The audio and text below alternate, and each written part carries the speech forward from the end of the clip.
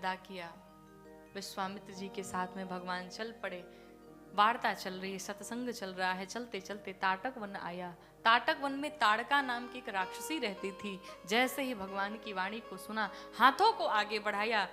विश्वामित्र जी कहते हैं, राम इसका वध करो। भगवान राम ने कहा, महाराज अबला पर वार नहीं करते। विश्वामित्र जी कहते हैं, महाराज ये अबला नहीं, ये सबला है, न जाने कितनों को खा गई। भगवान राम ने तुरंत बाण निकाला। एक ही बाण प्राण हर लीना, दीन जान तही निज पद दीना। दीन जान करके भगवान ने अपने धाम को भेजा। यहां पर विश्वामित्र जी ने भगवान राम को शस्त्र की विद्या दी और 2 विद्याएं ऐसी प्रदान की जिसे पाने के पश्चात भूख प्यास इत्यादि नहीं लगेगी।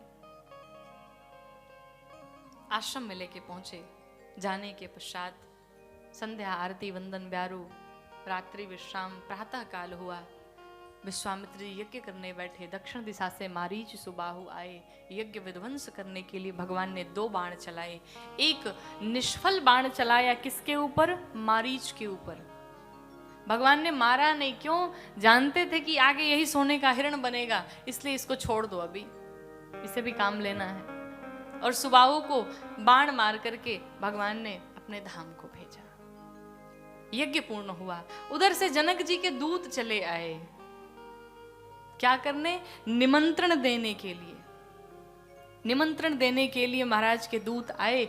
भगवान राम से विश्वामित्र जी कहते हैं, राम आपने एक यज्ञ की रक्षा कर ली, अब आपको दूसरे यज्ञ की रक्षा करनी है। धनुष यज्ञ में चलना है। यहां पर गोस्वामी जी कहते हैं, भगवान चल पड़े। कैसे चले? तो धनुष यज्ञ सुनि रघुकुल नाथा, हरसि चले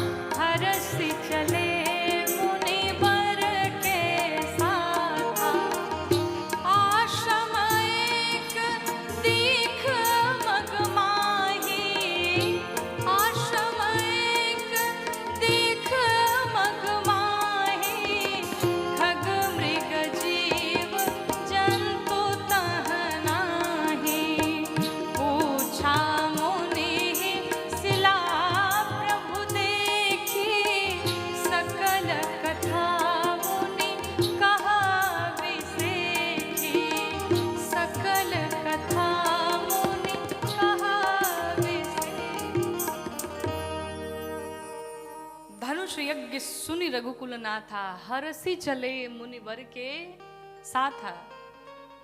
यहां पर भी हमें सीख मिलती है। भगवान कैसे चले? तो कहते हरसि चले, अर्थात प्रसन्न होकर के चले। कथा कहती है, जब भी कहीं घर से बाहर निकलिए तो मुस्कुराते हुए निकलिए, और घर से ही अगर मुंह बनाए चलेंगे तो बनने वाला काम भी बिगड़ जाएगा। प्रसन्न होकर के मुस्कुराते हुए चलिए।